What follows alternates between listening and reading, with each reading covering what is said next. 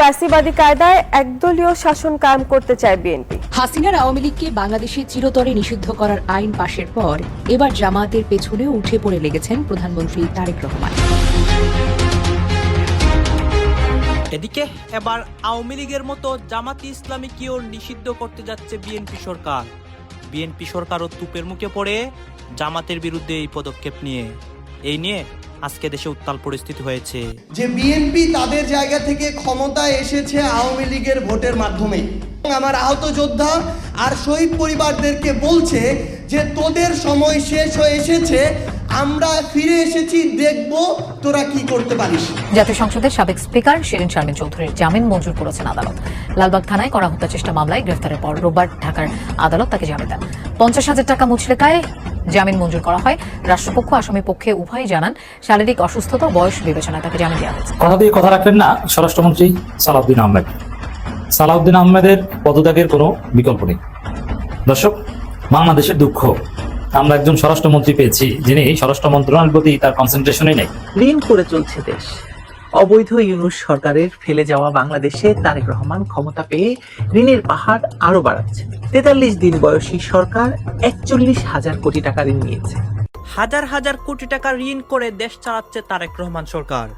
আজকে আবার দেখতে পারি বিএনপি একটা কঠিন অ্যাকশন নেয় জামাত দলের উপর। আপনারা জানেন আওয়ামী লীগকে সংসদে নিষিদ্ধ করা হয়েছে। এখন সেই নিষিদ্ধটা জামাতকে করতে চাচ্ছে বিএনপি সরকার। এই নিয়ে আজকে জামাতের প্রত্যেকটা কর্মীরা কেঁপে যায় এবং দেশের মধ্যে একটা উত্তাল পরিস্থিতি হয়, অসংখ্য ঘটনা ঘটে। আপনারা সম্পূর্ণ ভিডিও দেখবেন। জামাতের নিষেধাজ্ঞার বিষয়ে অসংখ্য তথ্য আমাদের কাছে আসে এবং শেষমেশ চূড়ান্ত একটি সিদ্ধান্ত দেয় বিএনপি সরকার, কঠিন সিদ্ধান্ত। সেই সিদ্ধান্তটাও আপনারা এই একটি নিউজ প্রতিবেদনে দেখতে পারবেন। আসুন আমরা কথা বলছেন, আমরা সরাসরি ভিডিওর মূল আলোচনায় চলে যাচ্ছি। হাসিনার আওয়ামী লীগকে বাংলাদেশে চিরতরে নিষিদ্ধ করার আইন পাশের পর এবার জামায়াতের পেছনেও উঠে পড়ে লেগেছেন প্রধানমন্ত্রী তারেক রহমান। কারণ রাজনীতির মাঠে এখন আর কোনো শক্ত দল তিনি রাখতে চান না। হাসিনাকে চিরতরে বিদায় করার পর সবাই ভেবেছিল দেশের রাজনীতিতে এবার হয়তো শান্ত দিন আসবে, মানুষ হয়তো একটু স্বস্তিতে নিঃশ্বাস নিতে পারবে। কিন্তু সবার সেই আশায় পুরোপুরি জল ঢেলে দিয়েছে বর্তমান প্রধানমন্ত্রী তারেক রহমান। গদি সারা জীবন নিজের পকেটে ভরে রাখার এক বিশাল গোপন মিশনে নেমেছেন তিনি। তারেক রহমান চান না কেউ তার কথার উপর কোনো কথা বলুক বা তার কাজে কোনো বাধা দিক। তাই এবার তারেকের নতুন নিশানায় পরিণত হয়েছে একসময়ের খুব কাছের দল জামায়াতে ইসলামী। জামায়াতের রাজনীতির ময়দান থেকে একেবারে মুছে ফেলতে কিংবা জেলের ঘানি টানাতে এমন এক জটিল জাল বোনা হয়েছে যা থেকে বের হওয়ার কোনো উপায় আপাতত দলটির সামনে নেই।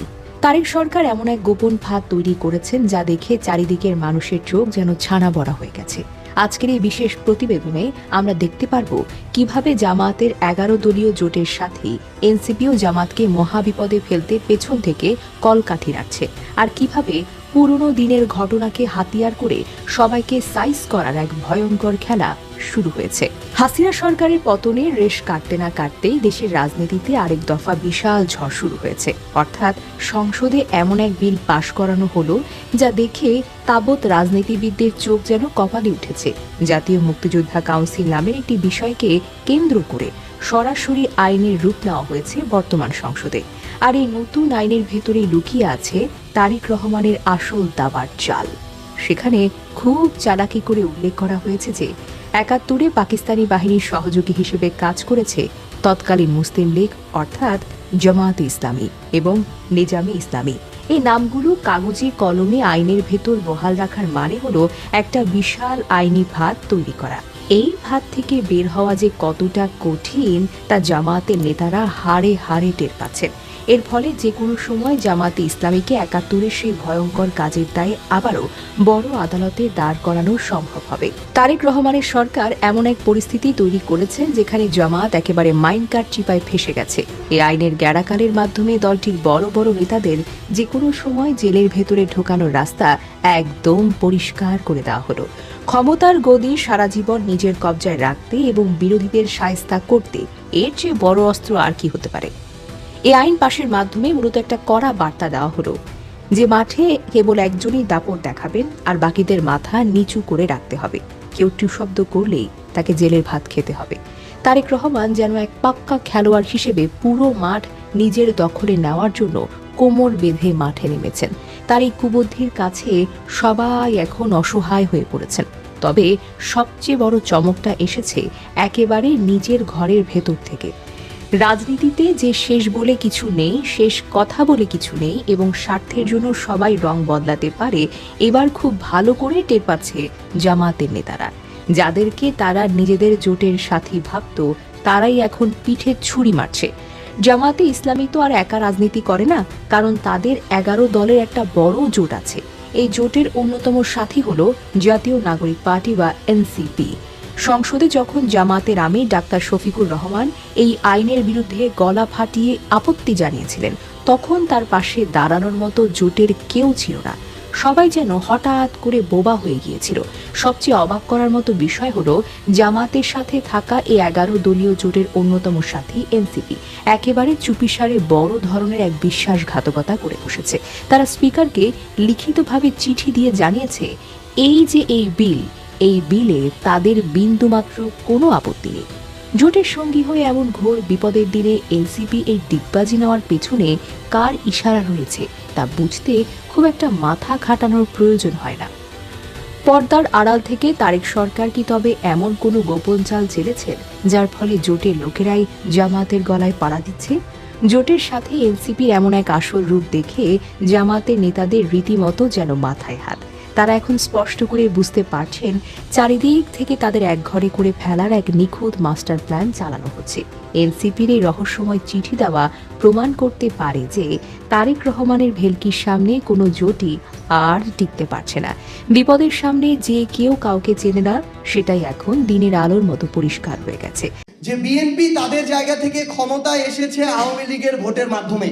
আমার আহত যোদ্ধা আর শহীদ পরিবারদেরকে বলছে যে তোদের সময় শেষ হয়ে এসেছে, আমরা ফিরে এসেছি, দেখব তোরা কি করতে পারিস। অন্তর্বর্তীকালীন সরকারের 133টা অধ্যাদেশ, এর মধ্যে ইতিমধ্যেই 20টা বাতিল হয়ে গিয়েছে। এগুলো আর নতুন করে আইন করার কোনো সুযোগ নেই। বিএনপি যদি করে তাদের মতো করে করবে। এই বাংলাদেশের সংস্কারের জন্য যেই প্রতিষ্ঠানগুলো বাংলাদেশের আওয়ামী লীগ ধ্বংস করে গিয়েছিল, সেগুলোর স্বাধীনতার জন্য এই 20টা অধ্যাদেশ বাকি 113টা অধ্যাদেশের চেয়েও বেশি গুরুত্বপূর্ণ ছিল। তার মানে শুধুমাত্র একটা অভ্যুত্থানের প্রেক্ষাপটের পূর্বে এবং পরে বিএনপি, জনাব তারেক রহমান কিংবা তাদের নির্যাতিত নেতাকর্মীরা বাংলাদেশের যেই সংস্কারগুলো চাইতো, যেই প্রতিষ্ঠানগুলো দ্বারা তারা জুলুমের শিকার হয়েছিল, যেই প্রতিষ্ঠানগুলোকে তারা স্বাধীন সার্বভৌমভাবে চলার আকাঙ্ক্ষা পোষণ করেছিল, তারা ক্ষমতায় আসতে না আসতে ওই প্রতিষ্ঠানগুলোকে আবার তাদের মতো করে চালাতে চায়। ওই প্রতিষ্ঠানে আবার সরকারি দলের ছড়ি ঘুরাতে চায়। এ কারণেই তারা গুম অধ্যাদেশ বাতিল করেছে, দুর্নীতি দমন কমিশন অধ্যাদেশ বাতিল করেছে, মানবাধিকার অধ্যাদেশ বাতিল করেছে, বিচার বিভাগের স্বাধীনতার অধ্যাদেশ বাতিল করেছে। কি বুঝলেন ভাই? অনলি যেটাই চাই। আরেকটা গুরুত্বপূর্ণ বিষয় হচ্ছে, দুঃখজনক হলে এটাই সত্য, যে বিএনপি তাদের জায়গা থেকে ক্ষমতায় এসেছে আওয়ামী লীগের ভোটের মাধ্যমে। তাদের সাথে একটা আওয়ামী লীগের অলিখিত চুক্তি ছিল। আওয়ামী লীগের বিভিন্ন নেতাকর্মীরা, ইভেন শেখ হাসিনা পর্যন্ত দেশের বাইরে বসে এখন এই কথাগুলা বলে।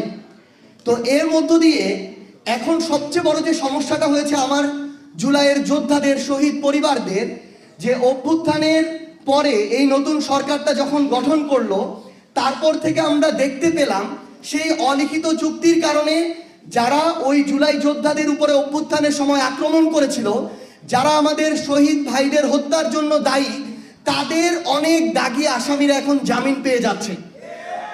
আমাদের আহত যোদ্ধাদের উপরে ঢাকা শহর থেকে শুরু করে বিভিন্ন জায়গায় যারা হুমকি দিয়েছিল, আক্রমণ করেছিল, লাঠি দিয়ে পিটিয়েছিল, তারা এখন আবার ওই একই জায়গায় বুক ফুলিয়ে বেড়াচ্ছে এবং আমার আহত যোদ্ধা আর শহীদ পরিবারদেরকে বলছে যে তোদের সময় শেষ হয়ে এসেছে, আমরা ফিরে এসেছি, দেখব তোরা কি করতে পারিস।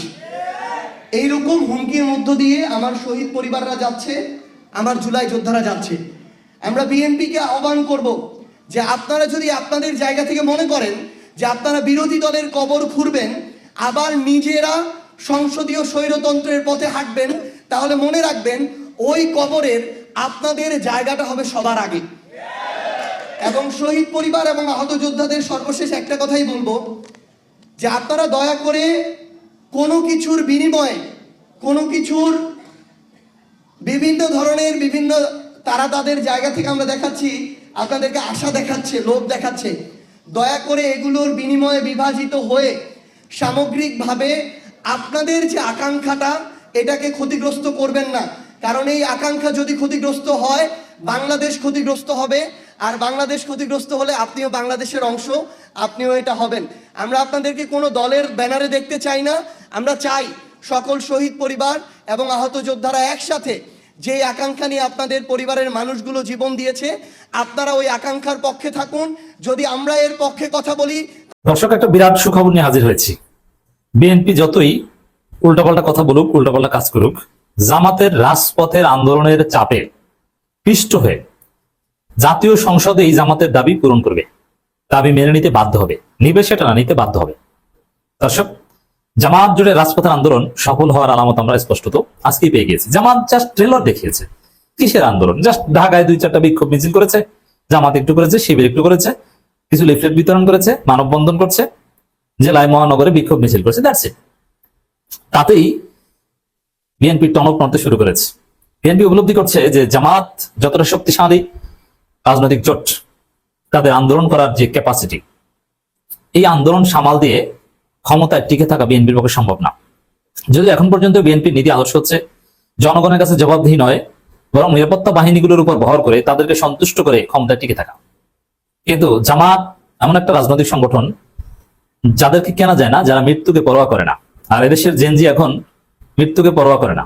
তো এদেরকে দমন করে, এদের আন্দোলনকে ধামাচাপা দিয়ে বোকা বানিয়ে ক্ষমতায় টিকে থাকা ইটস ভেরি টাফ। আর বিএনপির ইতিহাস এটা নাই যে জনগণকে বোকা বানিয়ে ক্ষমতায় থাকতে পারে, বরং বিএনপি ধরা খায়। এটাই হচ্ছে বিএনপির পাস্ট।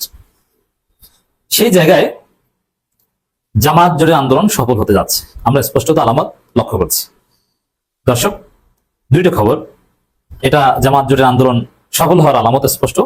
সালাউদ্দিন আহমেদ স্বরাষ্ট্রমন্ত্রী হলেও তাকে অনেকে প্রধানমন্ত্রী বলেন, আবার অনেকে আমাদেরকে দেখাচ্ছেন যে উইকিপিডিয়ায় তাকে প্রধানমন্ত্রী হিসেবে লেখা হয়েছিল, পরে এডিট করা হয়েছে, এবং কেউ ডিফ্যাক্টো প্রাইম মিনিস্টার বলেন। বা ভারত সালাউদ্দিন আহমেদকেই প্রধানমন্ত্রীত্বের দায়িত্ব দিয়েছেন, তারেক রহমান এখানে শোপিস, পুতুল, যার ফলে সংসদ নেতার যে বক্তব্য সেটা তারেক রহমান দেন না, সেটা দেন সালাউদ্দিন আহমেদ। গুম, মানবাধিকার ও সুপ্রিম কোর্ট সচিবালয় অধ্যাদেশ নিয়ে সংশ্লিষ্টদের সঙ্গে কথা বলে আরো ভালো আইন করা হবে। অন্তর্বর্তী সরকারের তড়িঘড়ি করে জারি করা কিছু অধ্যাদেশ নিয়ে বিরোধী দল রাজনীতি করতে চাচ্ছে। হ্যাঁ, বিরোধী দল রাজনীতি করতে চাচ্ছে, আর সেই রাজনীতিতে পিষ্ট হয়ে আপনারা বলছেন যে আরো ভালো আইন করবো। হ্যাঁ, করেন।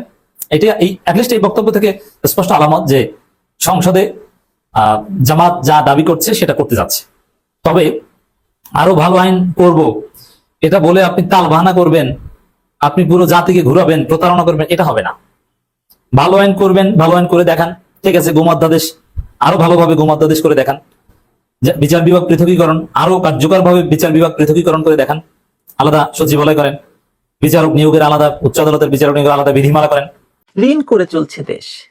অবৈধ ইউনূস সরকারের ফেলে যাওয়া বাংলাদেশে তারেক রহমান ক্ষমতা পেয়ে ঋণের পাহাড় আরো বাড়াচ্ছেন। 43 দিন বয়সী সরকার 41,000 কোটি টাকা ঋণ নিয়েছে। তার মানে গড়ে প্রায় প্রতিদিন 1,000 কোটি টাকা ঋণ করেছে তারেক রহমানের সরকার। এক বছরও যদি থাকে তারেক রহমানের সরকার, তাহলে কত টাকা ঋণের বোঝা চাপবে দেশের ওপর বলুন তো? চলুন হিসেব করে দেখা যাক। প্রতিদিন গড়ে প্রায় 1,000 কোটি টাকা হারে যদি ঋণ নেওয়া অব্যাহত থাকে, তাহলে এক বছরে সেই ঋণের সংখ্যা গিয়ে দাঁড়াবে প্রায় 3,65,000 কোটি টাকায়। এই অঙ্কটি শুধুমাত্র সংখ্যা নয়, এটি একটি জাতির ভবিষ্যতের উপর চাপিয়ে দেওয়া দায়ের বা ঋণের বোঝা। আর এই ঋণের গোড়া খুঁজতে গেলে ফিরে তাকাতে হবে 2024 সালের আগস্টে, যখন জুলাই সন্ত্রাসের মাধ্যমে একটি নির্বাচিত সরকারকে উৎখাত করে ডক্টর মোহাম্মদ ইউনূসকে ক্ষমতার মসনদে বসানো হয়েছিল। সেই অবৈধ ইউনূস সরকারের 14 মাসের শাসনকালে দেশের মোট ঋণের পরিমাণ বেড়েছিল 2,60,257 কোটি টাকা। অথচ এই সময়ে উন্নয়ন ব্যয় ছিল 7 বছরের মধ্যে সর্বনিম্ন। বার্ষিক উন্নয়ন কর্মসূচির বাস্তবায়ন হয়েছে মাত্র 1,53,000 কোটি টাকা, যেখানে আওয়ামী লীগ সরকারের শেষ অর্থ বছরে এই ব্যয় ছিল 2.5 লাখ কোটি টাকার উপরে। মেগা প্রকল্প বাতিল, অনেক প্রকল্প স্থগিত, উন্নয়নের গতি শূন্যের কোঠায় নামিয়ে আনার পরেও ঋণের লাগাম ধরে রাখতে পারেনি অবৈধ ইউনূস সরকার। রাজস্ব আহরণে ব্যর্থতা, পুরনো ঋণ পরিশোধের চাপ এবং আপনারা তো দেখলেন এখানে কি কথা হচ্ছে, অনেকেই কিন্তু অনেক কথা বলতেছে, অনেকে আলোচনা করতেছে, অনেকে সমালোচনা করতেছে। বিশেষ করে এখানে আমরা দেখতে পাচ্ছি দেশের রাজনীতির প্রেক্ষাপট নিয়ে কথা হয় এবং আরও অনেক বিষয় নিয়ে কথা হয়। গাইজ, এই বিষয়গুলো দেখে এবং জামাতের উপর যে আজকে একটা প্রভাব পড়ে, এগুলো নিয়ে আপনার মন্তব্য কি? আপনার গুরুত্বপূর্ণ মন্তব্য অবশ্যই আপনারা আমাদের কমেন্ট বক্সে লিখে যাবেন। সর্বশেষ আপনাদের কাছে আমাদেরকে রিকোয়েস্ট থাকবে, আপনারা আমাদের চ্যানেলের নতুন দর্শক হয়ে থাকলে চ্যানেলটি সাবস্ক্রাইব করবেন এবং পাশে থাকা বেল বাটনটি বাজাবেন, যাতে করে নেক্সট ভিডিওটা সবার আগে আপনাদের কাছে পৌঁছে যায়। ধন্যবাদ।